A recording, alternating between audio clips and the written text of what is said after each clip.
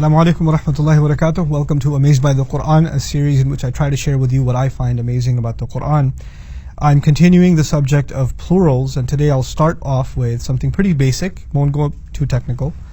Two words I'll compare with you in Arabic are as-sama. Sama means the sky, and as-samawat means skies. Okay, so sama means sky, and samawat means skies. Obviously, when you hear that, and if I ask you which one do you think is more, you would say samawat, skies, is more. But technically that's not true. The word sama in Arabic is an infinitive. What that means is whatever lies above. Whatever lies above. Now when you say whatever lies above, let's not use the word sky anymore, let's use whatever lies above, then you haven't placed a limit. You've actually referred to something unlimited. But when you say as-samawat, the skies, then you've made reference to what the Quran calls the 7 skies. And by using the number, you've clearly placed a limit. Technically, sama, the singular, is unlimited. And samawat is actually limited. The plural is limited. So go back to the beginning again.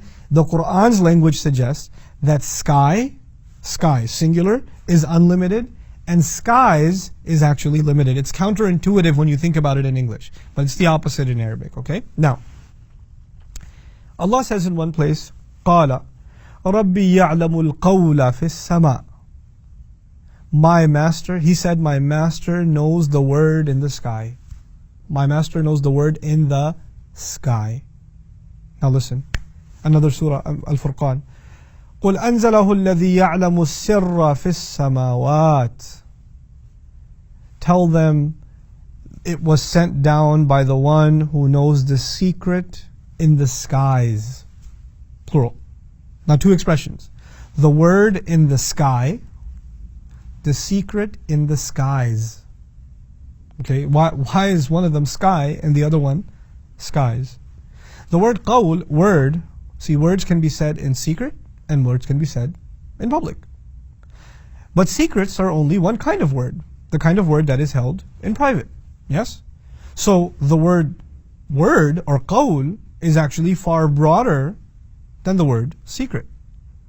So if you combine all the words in existence, all of what is uttered in existence, that'll be a much bigger pile than if you only combine all of the secrets in existence. When Allah says He knows the word, He says He knows the word in the sky, because the sky is broader. We established that. When He says He knows, the one who sent it down is the one who knows the secret, He mentioned skies, because secrets are a subset of the word, just like skies are a subset of whatever lies above. So words are consistent with each other. The broad word in the beginning, word, consistent with the word, whatever lies above. The limited word, secret, more appropriate with the limited term, skies.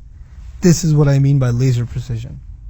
These ayat are not next to each other. One belongs to Surah Al-Anbiya, the other belongs to Surah Al-Furqan. They're not even in close proximity to each other. And yet the way in which the Quran, in an oral tradition, bears in mind these comparisons that we now do textually. We look at these ayat, we put them next to each other. The Prophet himself, sallallahu alaihi wasallam, did not put them next to each other.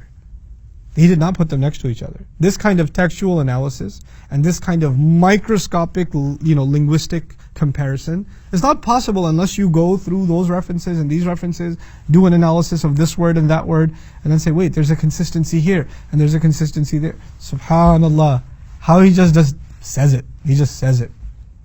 I want to remind you of something I said in the beginning of this series, and I'll keep saying over and over, is that the Quran is something that has come to us as an oral tradition primarily, and is not subject to an editorial process. Once the Prophet ﷺ said something, once he recited an ayah, it got memorized and it started getting spread. So you can't even take it back if you want to. You can't.